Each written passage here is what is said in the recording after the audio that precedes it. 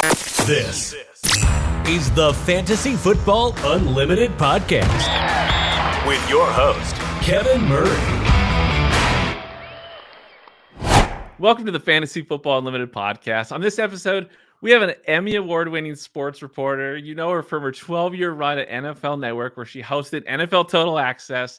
She's ultra talented, and as far as I'm concerned, she's the best I've ever seen at throwing darts. Because when I witnessed her play, it was bullseye, bullseye, bullseye, and she was out. And I was like, that's what I remember. Like, I'm glad that's how you remember it. Yes, best I've ever seen. Now, it's the one and only Lindsay Rhodes. Welcome to the show. Hi, happy to be here. What I'm very well known for is my strength in bar games. Yes, not even a little bit. No.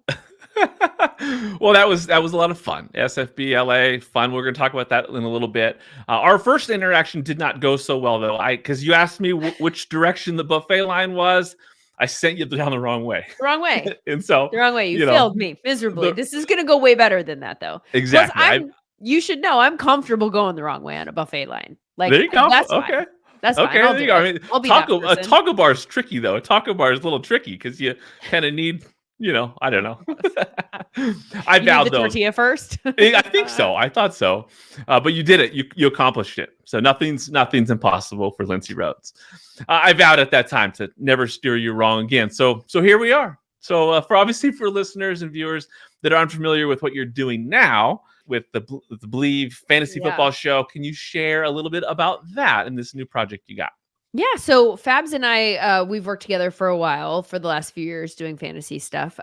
We had a show on Sirius, Sex and Fantasy Sports Radio, Fantasy Dirt, and that is no longer. And so we just pivoted to a podcast platform. It's a weird time to pivot to a podcast platform for a fantasy podcast in the off season of fantasy. I mean, there is no for us hardcores, there is no true off season, obviously to the NFL season, but that involves fantasy also. But you and I are talking right in the dead heart of like, what if there is an off season where it is, right? Like mid-July, it'll start picking back up again. I know a lot of people are doing best ball drafts and stuff like that right now. There's always something to keep us interested. But yeah, so it's a weird time to launch a podcast, but I'm really excited about what it could be, when it's like July and we can kind of really hit the ground running and throw all of our resources behind it to try and grow. Yeah. Yeah. I mean, it's quite a duo. So it's really exciting stuff. Now you've had an incredible career in sports journalism. Where did your passion for sports begin? So I grew up in a household where like youth sports and sports were a big part of just the conversation in general, which is kind of weird to like raise my hand and say I did not actually play those sports. I played one season of softball, checked that off the list, was like, nah. I did other, youth sport or youth activities. But my brother always played all of the different sports and my dad always coached him. So I spent a lot of time at sporting events, on the sideline.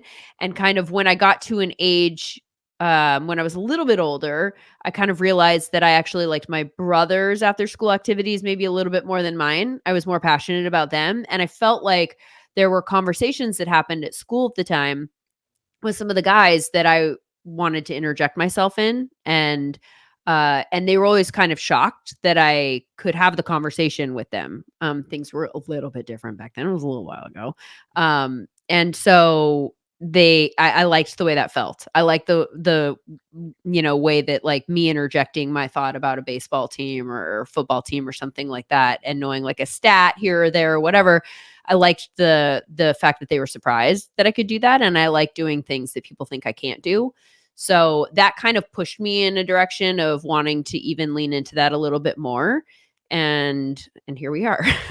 I love that. Yeah, my daughter's 11 and same kind of thing. She does that to the boys in school. And it is, I mean, it might be a little different time, but she does that and they get those kind of reactions. I can see where that would be fun for sure. So growing up, like, were there certain teams that were your favorite teams? Any players that stood out from like the early days of you becoming a fan? Well, it's funny because I wasn't actually an NFL fan specifically, which is the funniest thing that like I've landed in this specific out of all of the sports that like the NFL is the one that I'm like, I'm not leaving the NFL. Like I just want to live in the NFL space at this point, you know? That's where my passion is. And football in general, I suppose, but it's become really specifically narrowed to the 32 teams in the NFL and all of the stuff that goes along with that, obviously fantasy. But growing up, it was just all the LA teams, which is why it wasn't really NFL, because, we had teams coming and going and all that stuff. So by the time I got really into sports and I was a little bit older, it was very Lakers. My family watched a lot of Lakers, all the Laker games forever. We were Angels and Dodgers, and then USC. I actually grew up a UCLA fan. I don't like to tell people that, but then it became time for me to apply for colleges. You start looking at specific things like, I want to go into broadcasting. Do they have a broadcast department? And UCLA didn't. They just had a communications school. And so then I kind of was forced to consider USC, and then I've never looked back. You probably had a fun run with the Pete Carroll age of oh my USC. Gosh. Yeah. I covered the team for that stretch of time so I went there. I graduated in 98 and then went away and did some small market work for a few years and then came back to LA. I think I started working for Fox Sports West again in like 2001. And it was the year that they ended up going to the Orange Bowl and finished like third or whatever in the standings at that point, and had Troy Polamalu and Carson Palmer. It was like the year that the whole Pete Carroll thing really took off. And so I was there covering the team as a reporter here in LA, and host for all of the Pete Carroll years, after the first, couple, like where they just kind of got their feet wet. And it was such a fun time to be involved with that team, and really, I think actually pushed me towards football, honestly, like, because at the time I was also covering the Lakers and the Angels and the Dodgers and all of the sports teams in LA, and then all of the different levels. College, I was doing a high school show too, which was a blast. But I think USC having the success that they had and really like being able to dive and be behind the scenes in that story and drive that story as much as I could, as a reporter and a host surrounding the team, it really helped me land on like, this is the sport that I love covering the most. And then there was an opportunity at NFL Network. And right when NFL Network started, there were people that I was around at USC that were just from the football space, right? That were like, you need to go to NFL Network. It's this new network. It's here in LA. This is perfect for you. And I was like, I don't know anything about the NFL. And they're like, you'll learn about the NFL, football, like, and how to, figure things out quickly. As a reporter that was jumping from like, I would do like a Kings game as a reporter one day and then go to USC basketball practice the next day and then cover it was like all of the different roles and all of the different sports. And so I had to get really good at studying and getting up to speed on things really fast. I felt like I was cramming for a test every single night before I would go. And so I got really good at getting up to speed very quickly. And in the beginning of my career at NFL Network, I had to do that. I had to like learn the league, because I understood football in terms of like, it's, the general stuff. It's different in the NFL than it is in college in a million different ways. But just getting comfortable with the personnel and stuff. And that's actually how I ended up in fantasy, because it really helped me learn the league quickly. And I tell everybody, like, if you want a crash course to really understanding who's who in the NFL and what they're doing, and like not just on the surface, like if you only watch ESPN or NFL Network, you'll know who all the quarterbacks are and maybe like the highest profile, wide receivers and stuff like that, but they're going to play the hits. So if you want to know who that number 3 wide receiver is, who's actually valuable to the offense, like you understand all of that by playing fantasy because you're looking for edges. And so those names keep popping up, and it's a really good way to learn the pieces. And that's actually how I got into fantasy. I love that. So we can attribute Pete Carroll as one of your biggest factors in becoming a football savant. True. I love that. That's really cool. So as a sports fan early on, like, what was the biggest loss you ever experienced? Because that's part of the game.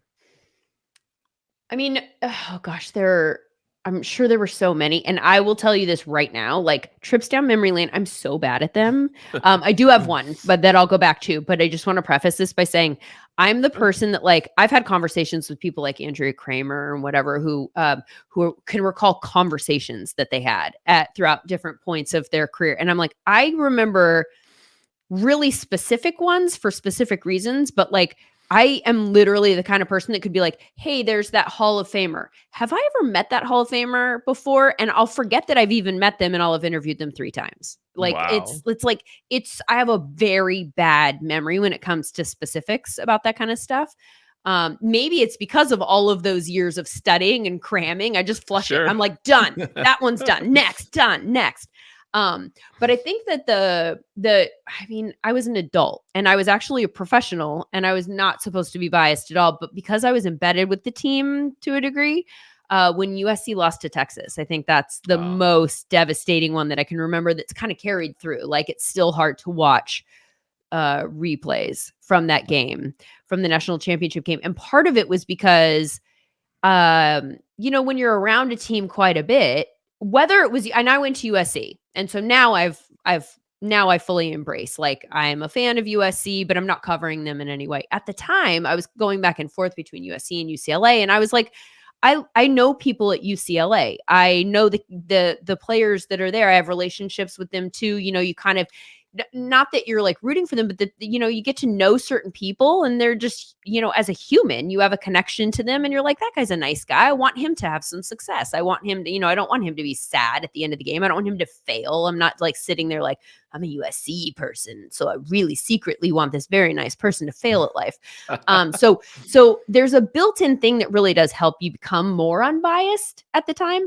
But if there's a bias that was intact for me at that time with USC, it was those same human connections, talking to the same people after game, creating relationships with them and people being gracious enough to talk to you.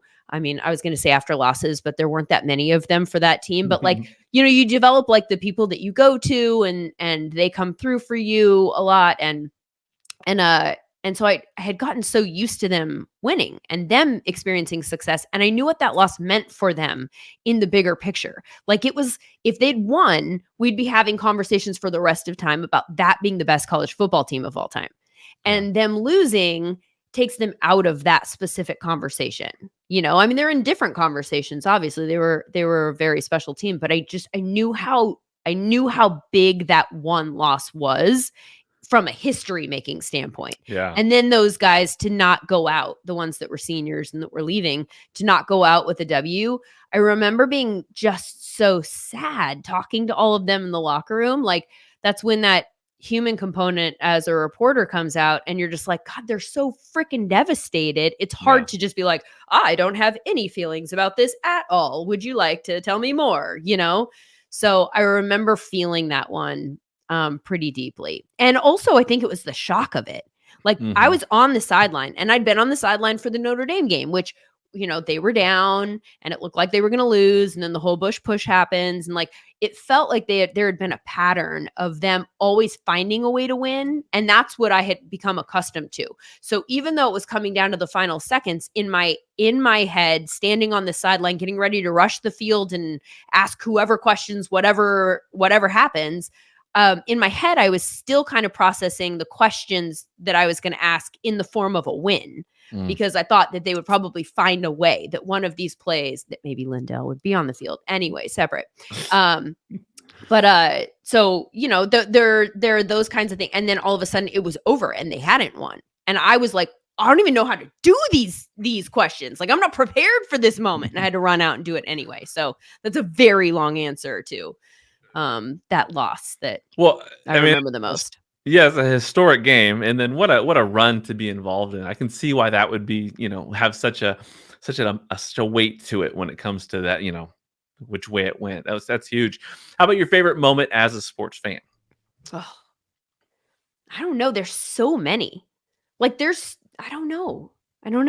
I don't know that I compartmentalize them that way. And then in a half an hour, I'm going to be like, walking to pick up my kids from school. And I'm going to go, you dummy, this one. Yeah. Like I'm going to come up with like 5 that are incredible. But I feel like, there have been certainly Super Bowls that I've been at that have turned and have been very, very memorable for, all of the reasons that Super Bowls are. And, which ones those would be in the last 10 years. From an experience standpoint, I think the most memorable just sports experience, and it's not specifically a win that stands out to me, was I covered the Olympics in Beijing in 2008. And that was a very pivotal moment in my life and my career. And because I had done a lot of regional stuff up till that point, but I'd never done anything national. And I effectively, like, pretty much had to quit my job in order to take the Olympic job, which was literally like a, you know, how many weeks is the Olympics? You know, it was just a handful of weeks. It's like, Yeah. I'm effectively quitting my job so that I can do a job for like a month and a half, you know? And I just really, really felt like I was ready for that experience. And I had an opportunity to be on this thing that NBC had called the Sports Desk, where they put a bunch of different people of different strengths and weaknesses and expertises. Like we had a doctor there, you know, we had like Lester Holt was on it, you know. So there were a bunch of different people with different backgrounds. And so I had the opportunity to be on this. And I thought, I have to do that. I have to see if I can test myself at that level. I have to have this experience.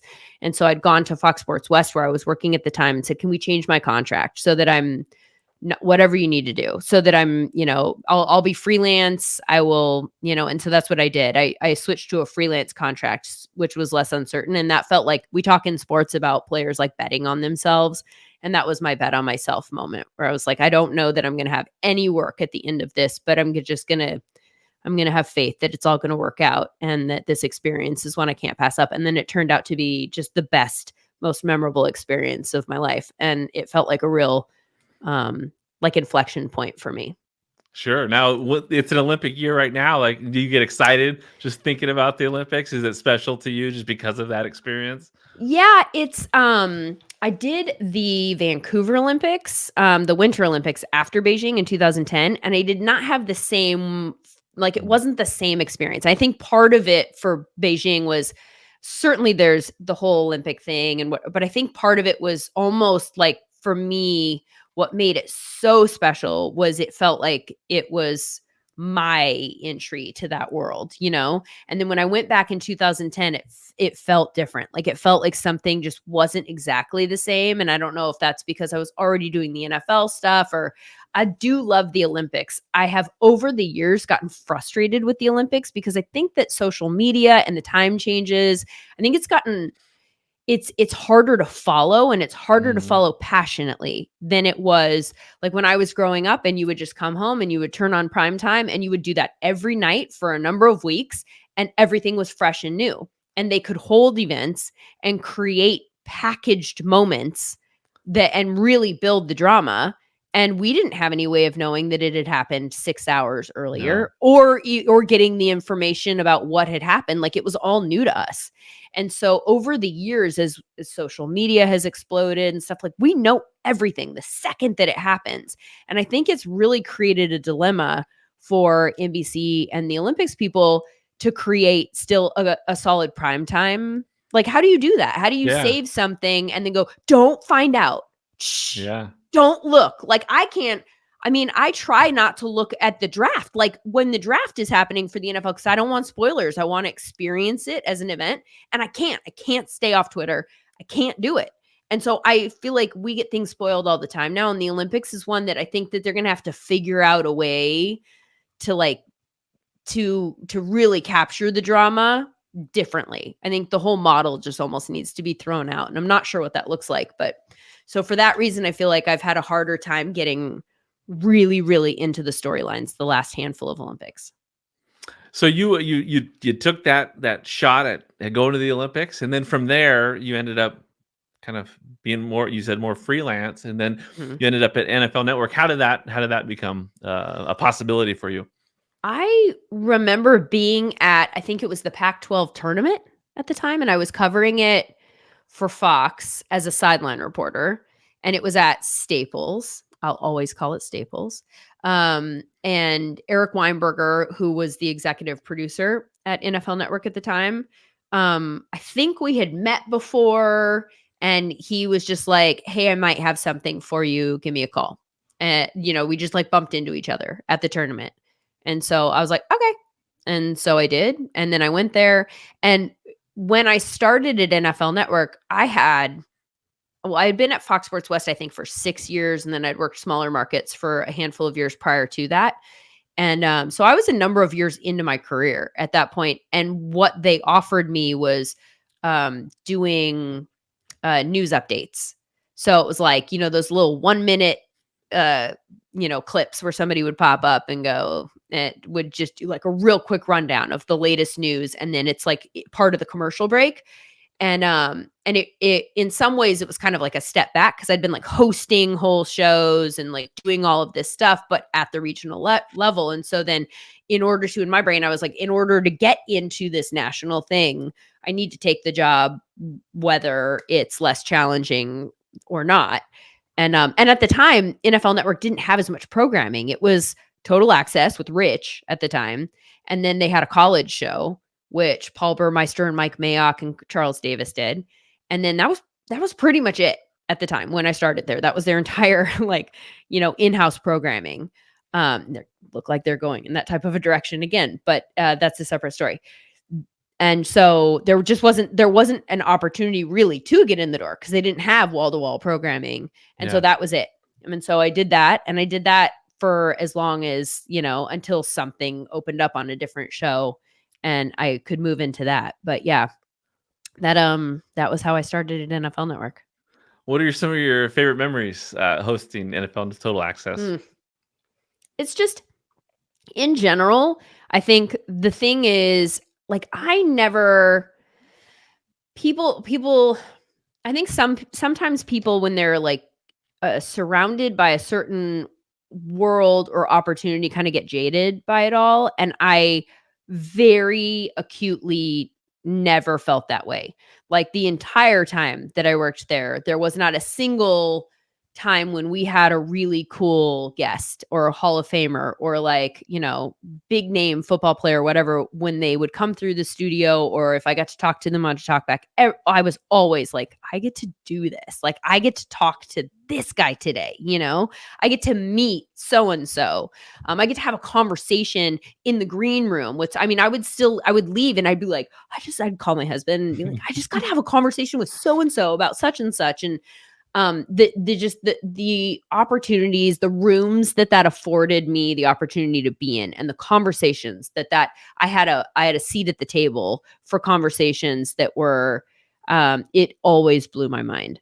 And I think that was one of my favorite parts was, I'm a big process person, as opposed to like the thing about doing a show like Total Access is what you see during that hour is such a small part of your day. Like for me, I would go in at like 9 a.m. and then I would spend the whole day, talking to the producers and trying to figure out the order that we should do the show in. And that show was very, it's a very time efficient show. So you're like, okay, we're going to tell this story in 15 seconds. And then the next story, we're going to go to this practice and tell the story of that in 15 seconds. And so there's a lot more writing involved in a show like that than like the stuff that I'm doing now or do on radio. You're just talking. That was a very like, you have 15 seconds to tell the story. So you better come up with an efficient way to get the most information to the audience. And so you'd actually like write it. Right.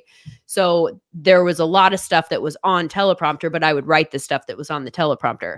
And then you're having conversations with people trying to figure out where you want the conversation to go. Like, what should we talk about today with the analysts? Like, what can they add to the conversation that's happening in the news?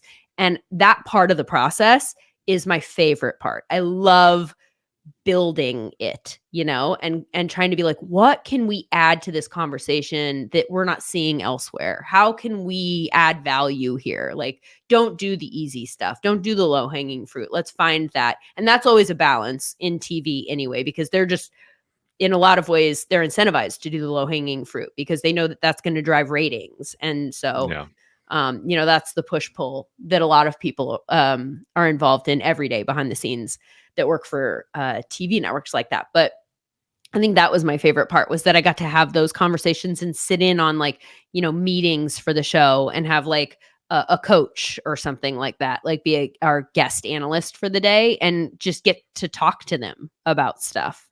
And so that cool. was my favorite part of that job. I love it. What did you learn most about yourself during your run with the NFL Network? I think honestly, I've learned well. Okay, at NFL Network, the thing that I learned most was that I belonged at that table.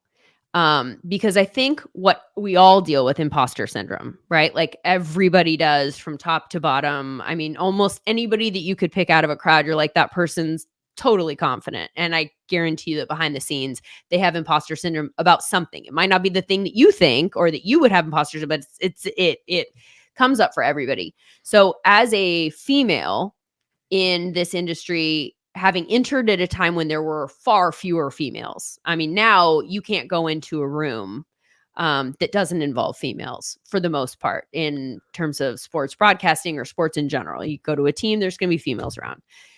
That wasn't the case really when I started.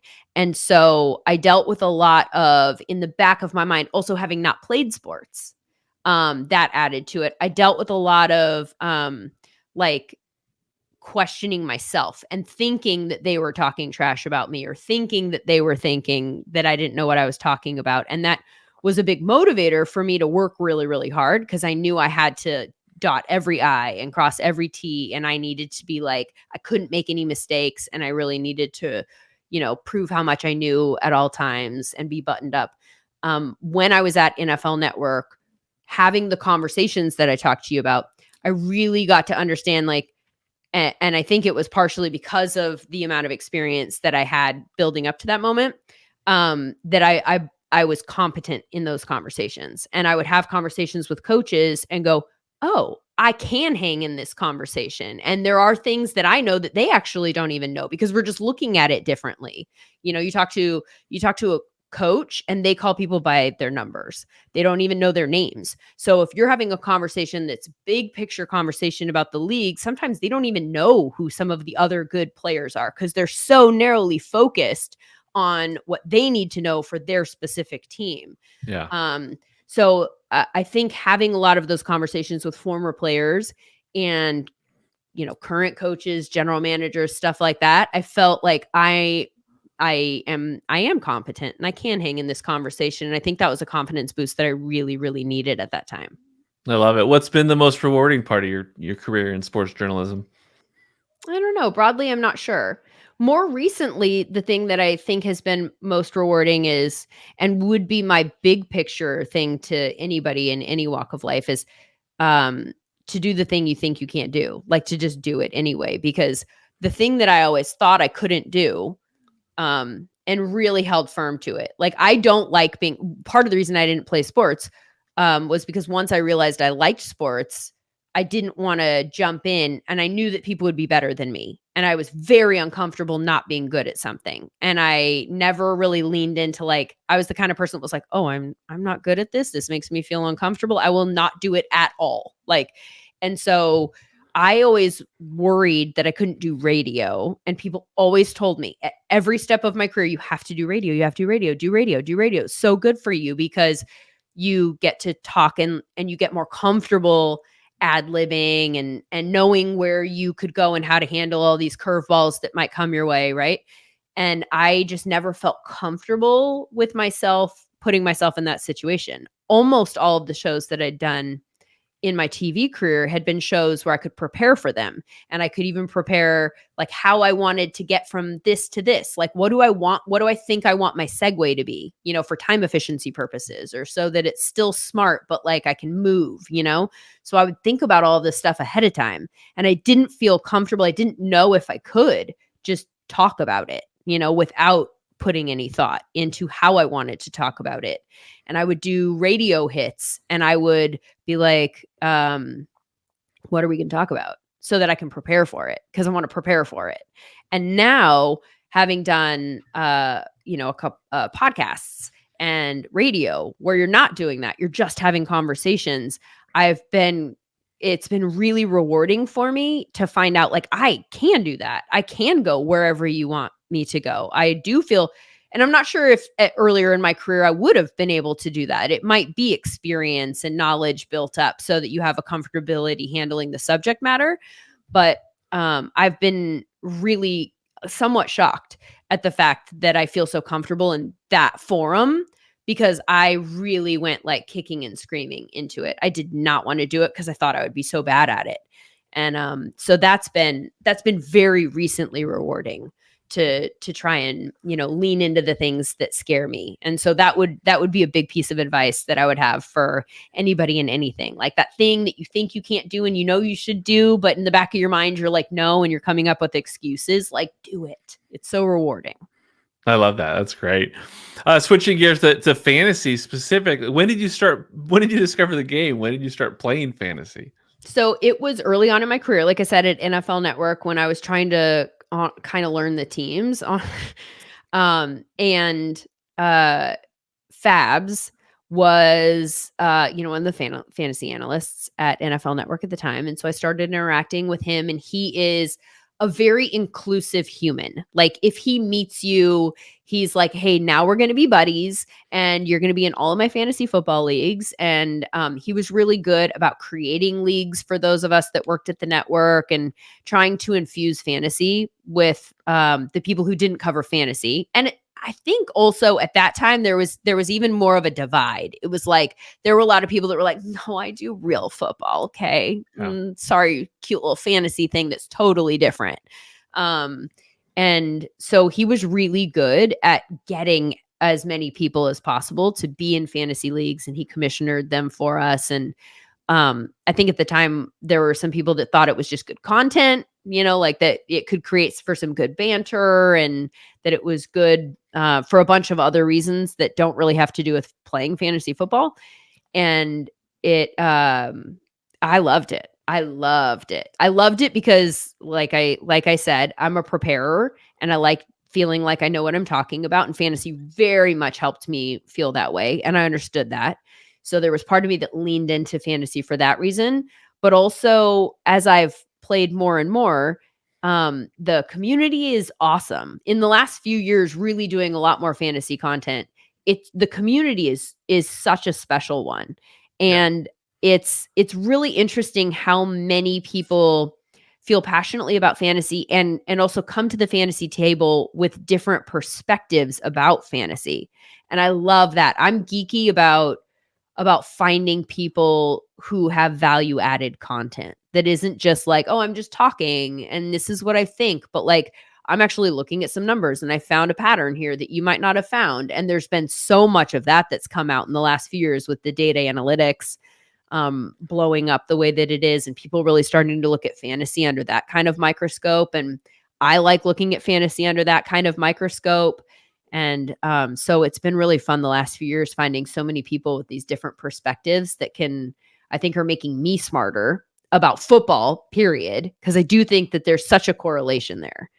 There doesn't have to be. I mean, you could look at fantasy just through the fantasy prism and think only in terms of like 16 points or 20 points or, but I think if you really are trying to understand the game and what's going to happen so that you can be a better predictor of what's going to happen in fantasy, then I think they all check the same boxes. And I love that.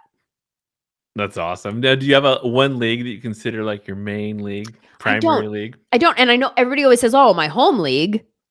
And I'm like, what's your home league? Like, I mean, I understand that this is a thing because when I did the DirecTV show, the Fantasy Zone channel, people would say that all the time, like Dan Hellie or James Coe or whatever. They'd be like, well, in my home league, I'm like, what?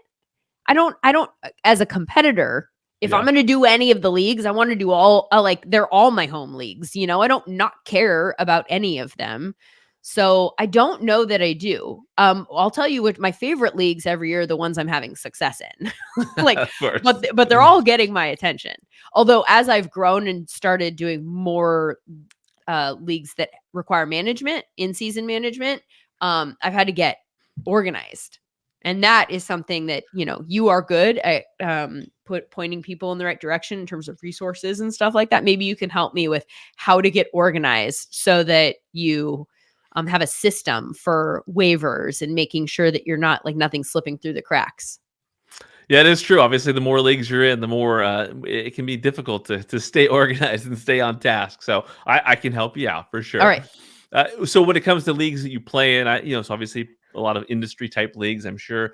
Is there one person like that you would consider your biggest rival? The one person that you would enjoy beating the most, or it hurts the most to lose to? Well, the person that it hurts the most to lose to is my husband.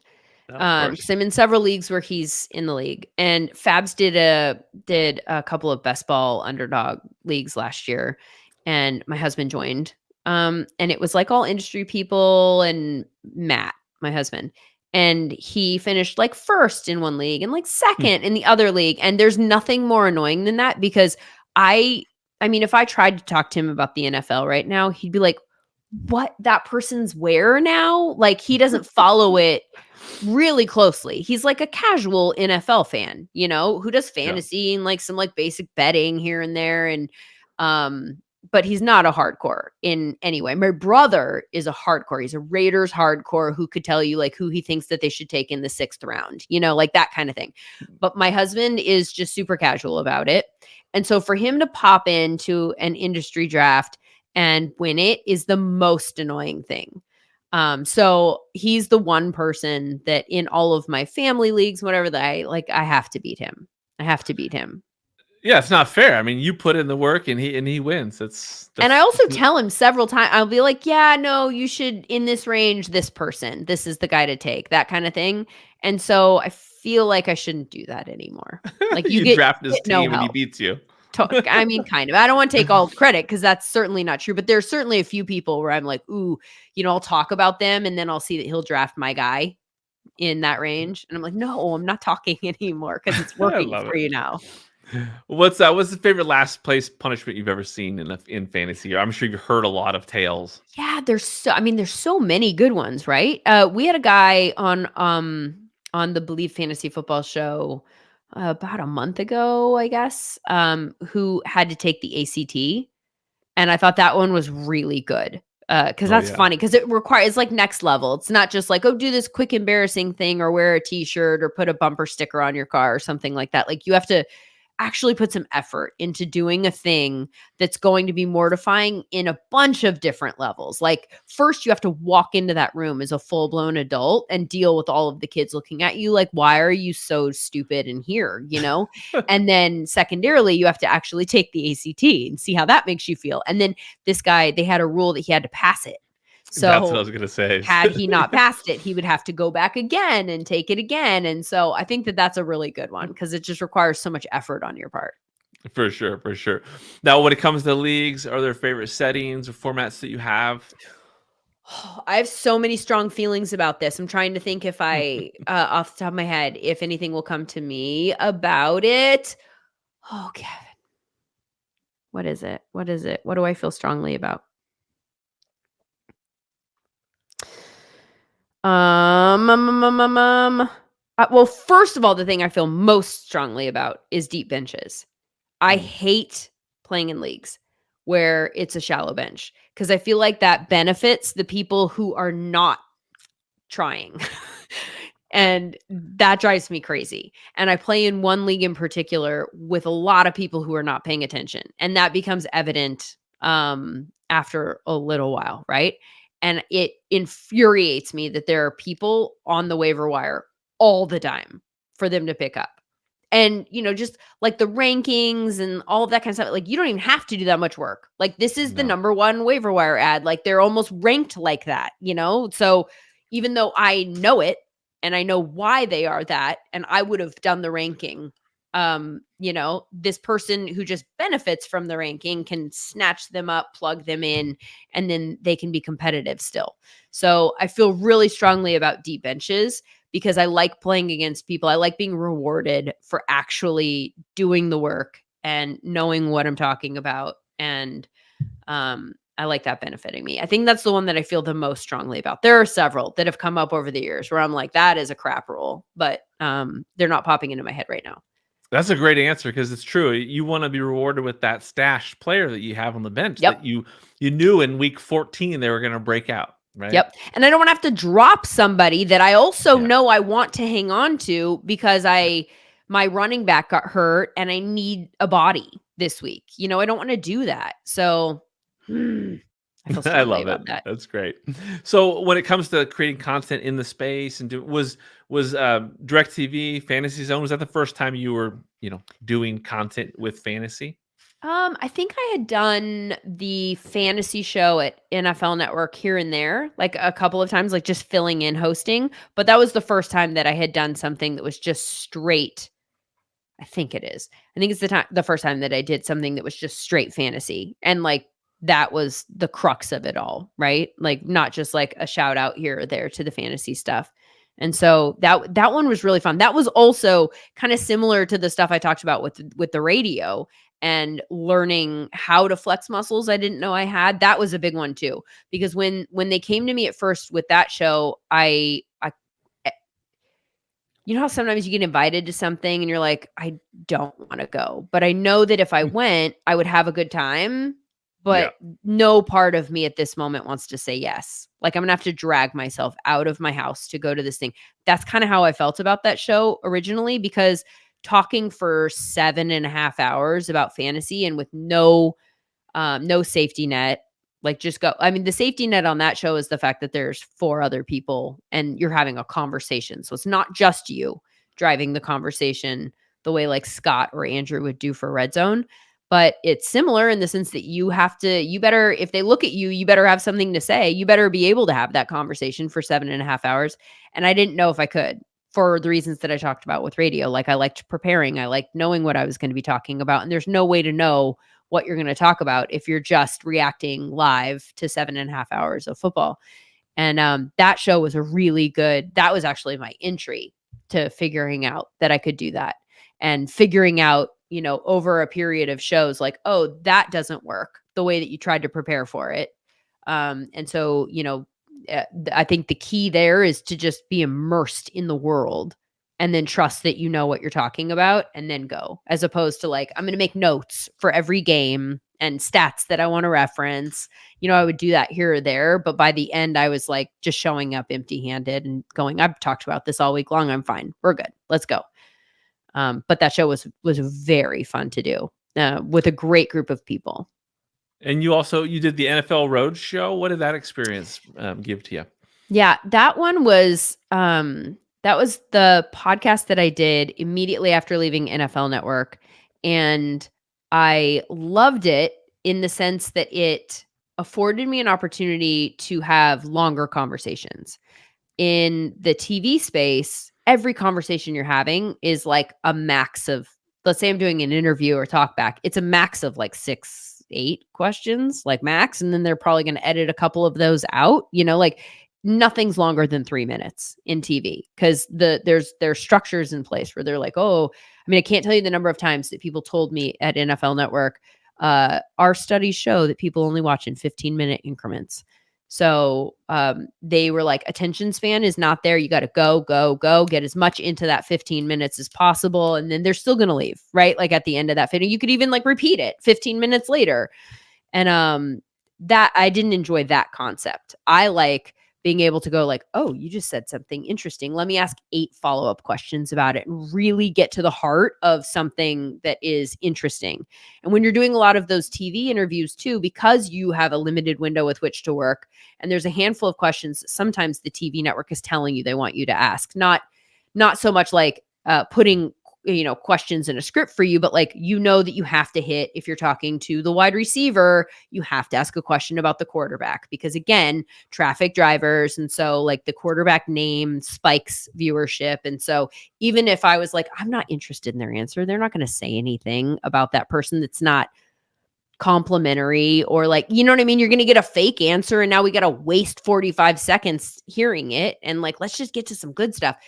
When you're doing interviews like that, sometimes it's hard, even if stuff pops up, to ask the follow-up question. And then anybody who's done interviewing knows that the best stuff is usually in the follow-up question. And sometimes the follow-up to the follow-up, because now you got them off script. Like they came with an answer that they're prepared to tell you. And if you go follow up on that, now you get the next layer of that. And then, the more you keep talking about it, now they're just talking to you. And unfortunately, in some of those types of interviews that are specifically for a smaller window, you just don't have time to do those follow-up questions, because then you can't get to the other things that you have to ask about. And so what I really liked about doing the NFL Roadshow was that I could have conversations as long as I wanted to have conversations, and trust that there was an audience out there that also wanted like a different level of content, and not just skimming the surface of these stories. They really wanted to understand the people and understand the stories and become smarter football fans. And so I had a really good time doing that. Unfortunately, the podcast industry is just so saturated. It's really hard to break through. And, so you're just constantly trying to find the right combination, that will help you do that makes something that's able to be monetized. And that's the tricky thing. I think all content creators now, and honestly, people that just even consider themselves like sports broadcasters or whatever, like the whole thing has changed. The whole model has changed. And it's so self-driven and entrepreneurial now, that I think that, the newest wave and the next wave, they're all going to have to understand how to think of themselves as a business, which is super counterintuitive to the way that I came into the industry, which is big J journalism. You are not the story. Like no part of you is the story. You are there to just find out what the story is and pass that along to the audience.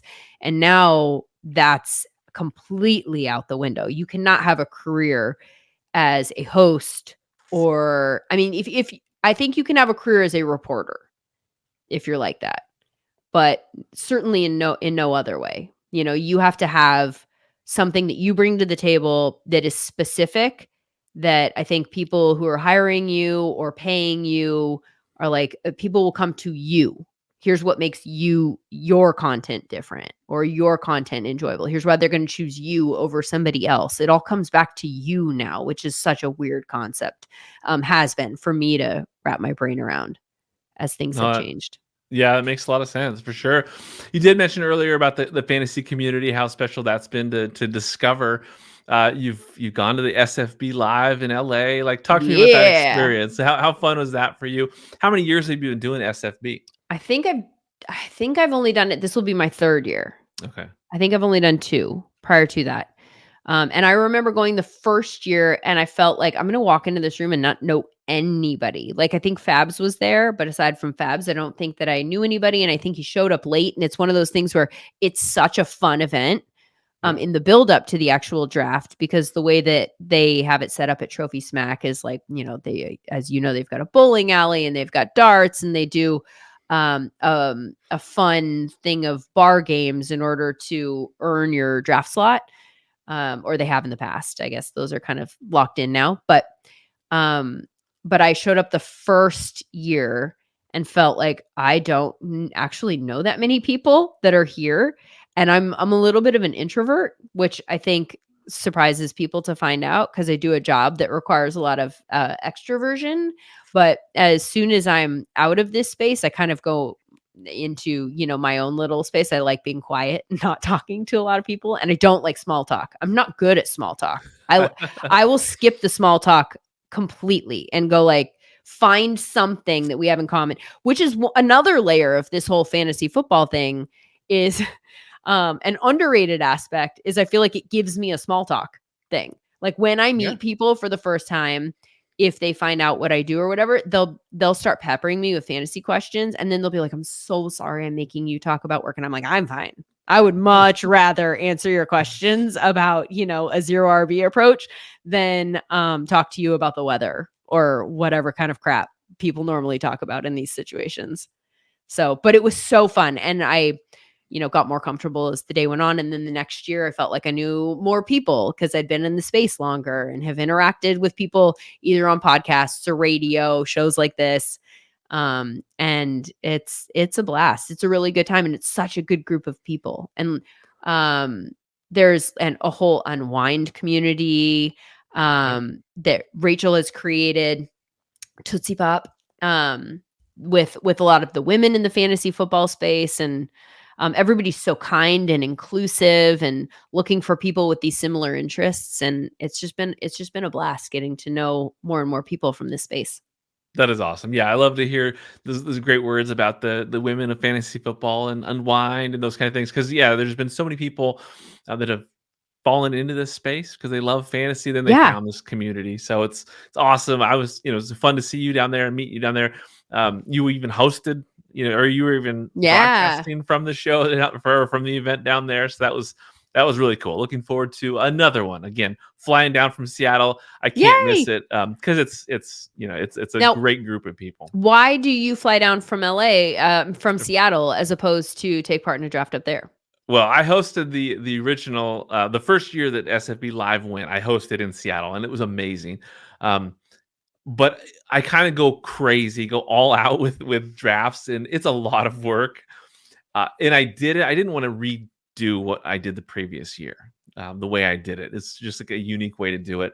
But it's just, there's so much effort that goes into it. It'd probably be a similar group of people. I didn't want to recreate the same thing we did the previous year. So I recognized, I love the people at Trophy Smack. I know a lot of people that were going to be at that draft. And I thought, I can't miss that one. I want to be down there and hang out. And it was so good last year. I definitely am coming back for sure. Awesome. Yeah, so you can send me down the food line the wrong way again. Yeah, I'll make sure that we're heading the right direction. Do some research beforehand. Yeah, it's left to right. It's left to right. I will confirm it before I say it. Let's dive into some rapid fire questions. I'll just throw out some questions. You let me know first things that come to mind. Mm-hmm. What do you remember most from Yakima, Washington? Oh, yeah. Your first job in your career, right? Yes.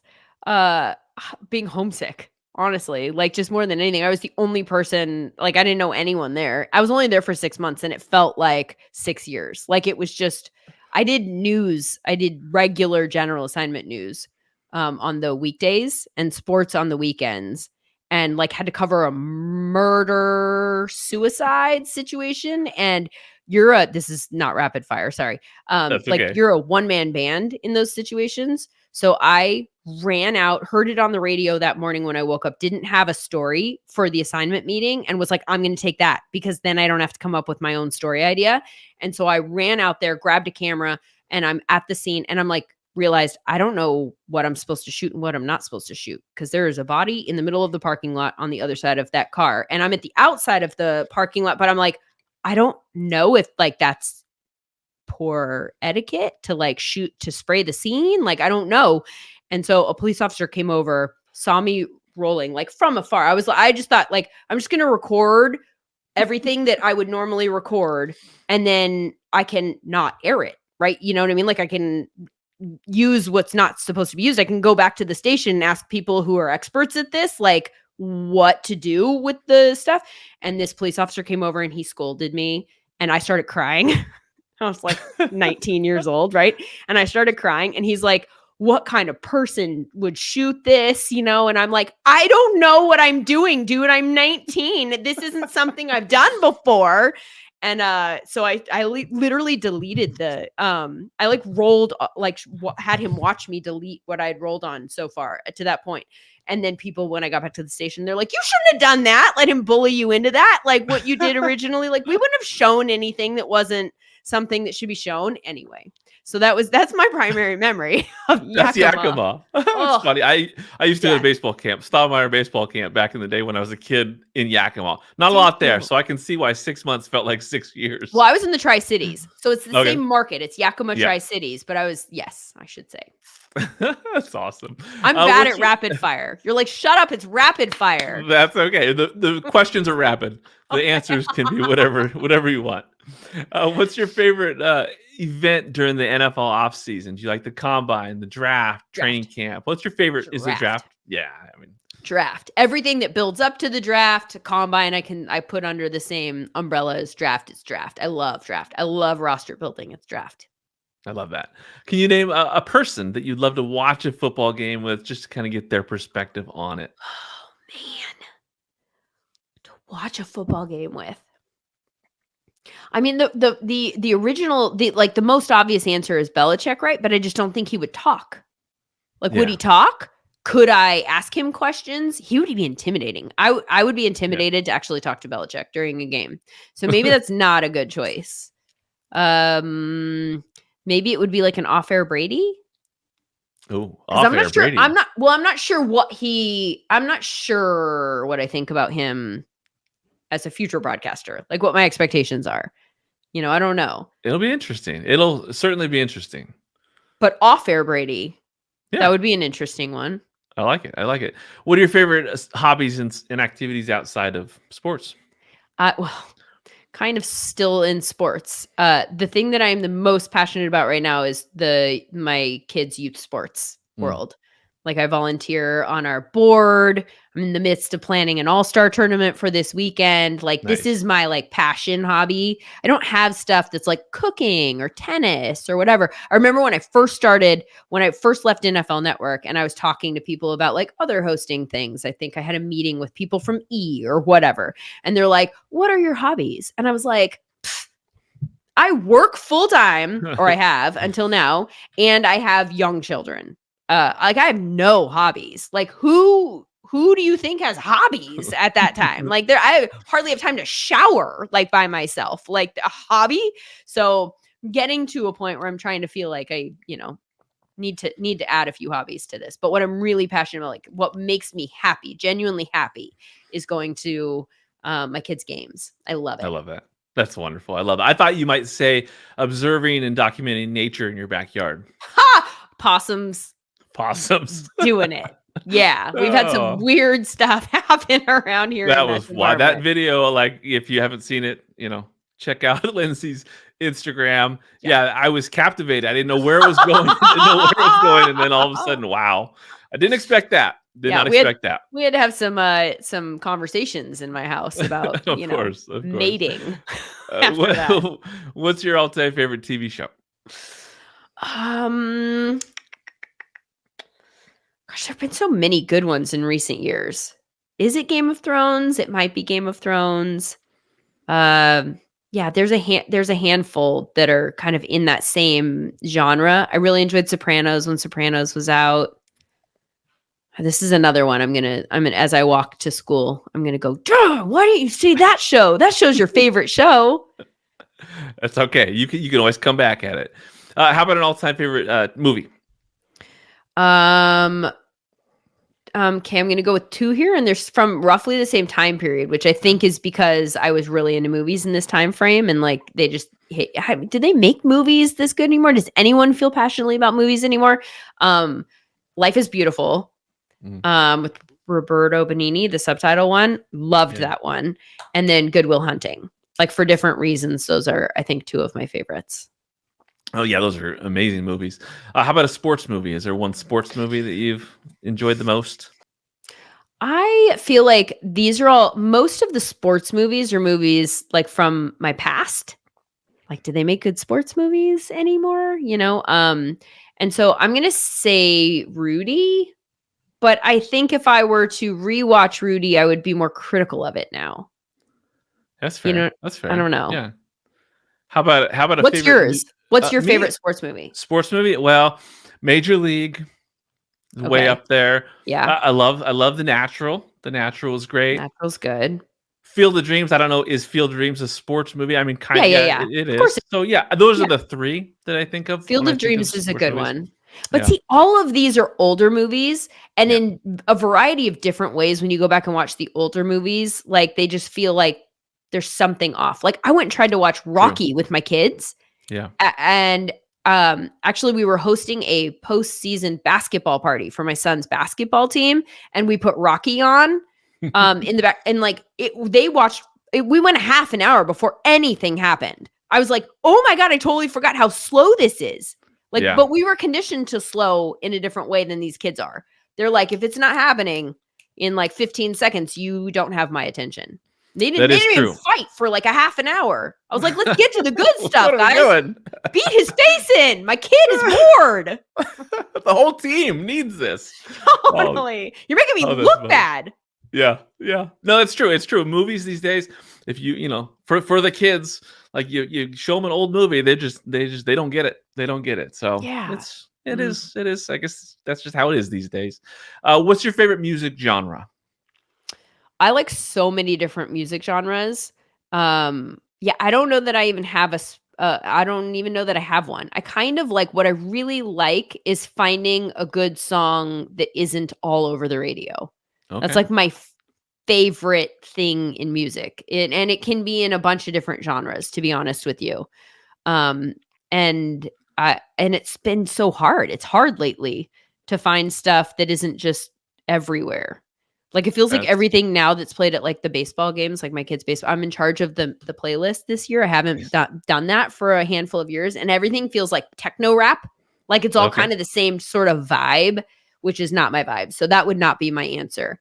I'm Playlist? into Is a it- little bit more like I'm into more like a Leon Bridges and stuff like that feels a little bit not popular, but that like I can listen to while I'm making dinner and feels good. It's like a I good like it. background. That said, I've been going down a very big Taylor Swift rabbit hole in the last year. Like my daughter and I went to the concert last year, and every time she's in the car, she requests a different Taylor Swift song. And so we've been Taylor Swift on repeat. Like I know all of those songs now.